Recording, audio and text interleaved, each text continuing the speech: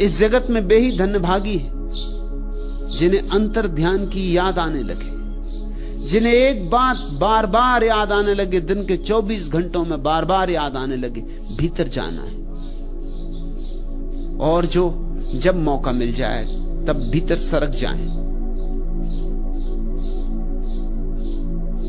एक ज़ैन फकीर को निमंत्रित किया था कुछ मित्रों ने भोजन के लिए। 7 मंजिल मकान, जापान की कहानी है। अचानक भूकंप आ गया। जापान में भूकंप बहुत आते भी, भागे लोग,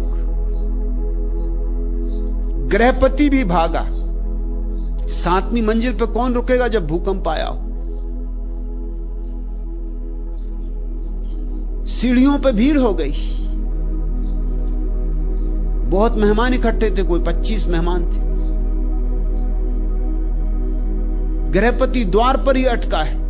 तभी उसे ख्याल आया कि प्रमुख मेहमान का क्या हुआ, उस ज़ैन फकीर का क्या हुआ। लौट कर देखा, वह फकीर तो अपनी कुर्सी पर पालथी मार के बैठ गया, आंखें बंद,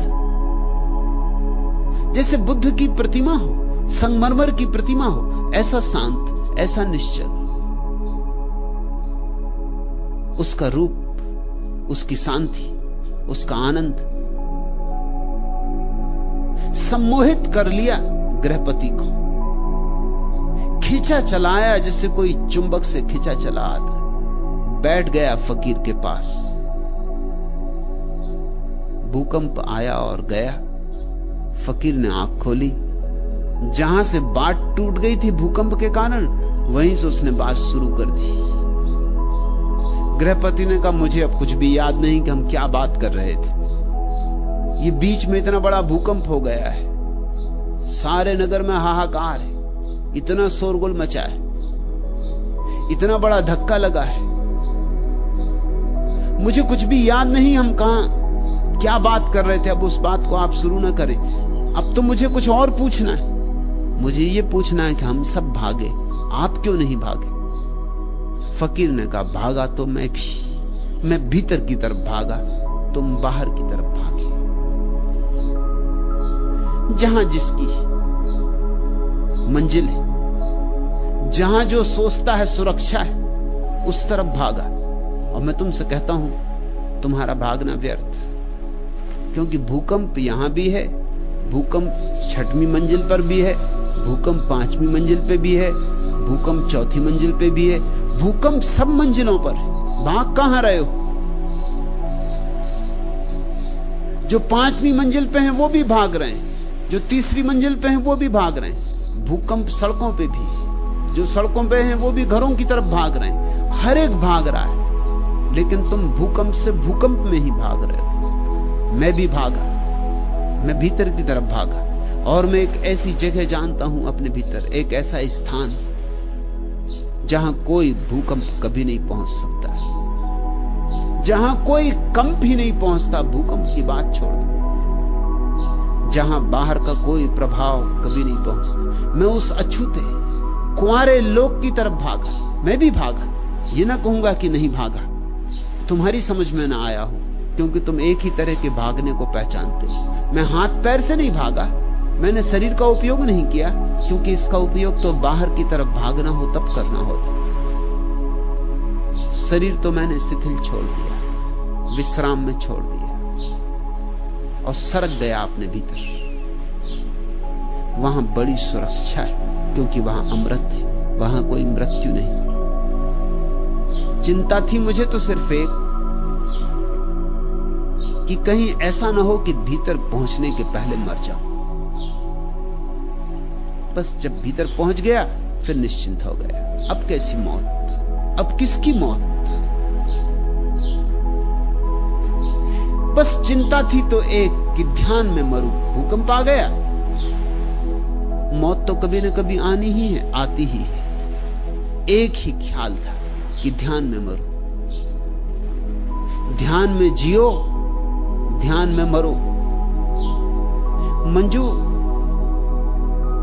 याद आने लगी है, इस याद को गहराओ, सींचो, संभालो। अनजाने चुपचाप अध खुले वातायन से आती हुई जुन्हाई साही, तेरी छवि का सुधि सम्मोहन आज बिखर कर सिमट चला है मेरे मन में। छलक उठा है उर का गागर किसी एक अज्ञात ज्वार से, किन सपनों के मदिर भार से, किन किरणों के परस प्यार से। पल भर में यूं आज अचानक यह किस रूप परी विरहन के उर की पीड़ा, मेरे जी में भी चुपके से तिर आई है यूं अनजाने। गूंज उठा है अंतर जीवन किस फेनिल अरुणाभ राग से, किन फूलों के मधुपराग से पुलकित हो आया है आकुल मधु समीर। जी के इस कानन में भी फूली है सरसों, इस वन का भी कोना कोना है भर उठा अकथ छलकन से, प्राणों के कनकन से। एक वातायन खुल रहा है, एक पर्दा सरक रहा है। सहयोग करो, साथ दो। जल्दी ही बहुत कुछ होने को है।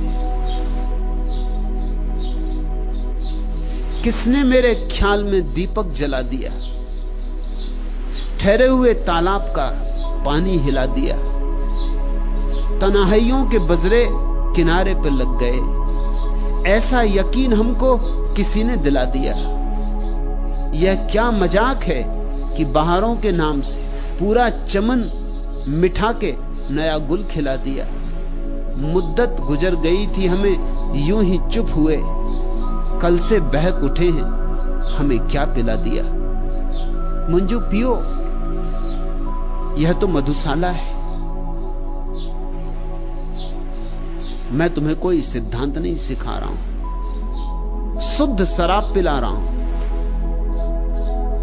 अंगूरों से निचोड़ी हुई नहीं, आत्मा से निचोड़ी हुई। पियो, जी भर के पियो, नाचो, गाओ, गुनगुनाओ, और जितने क्षण मिल जाएं, जब मिल जाएं, तब चल पड़ो भीतर की तरफ।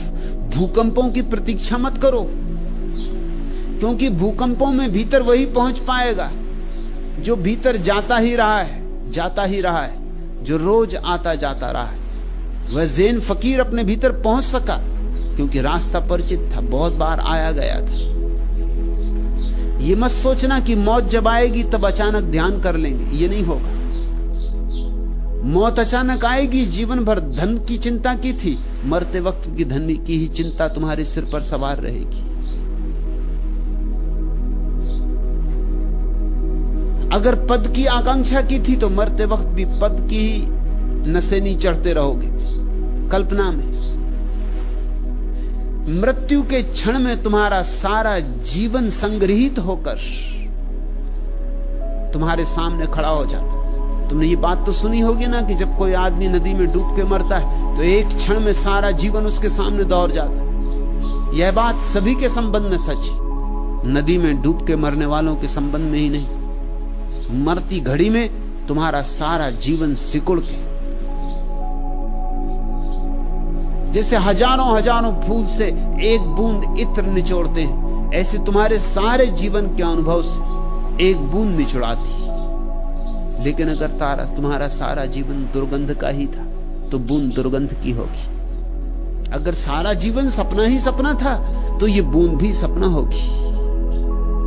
और अगर जीवन में तुमने कुछ सत्य भी कमाया था, कुछ ध्यान भी कमाया था, कुछ प्रेम भी जगाया था, कुछ बांटा भी था, कुछ लुटाया भी था,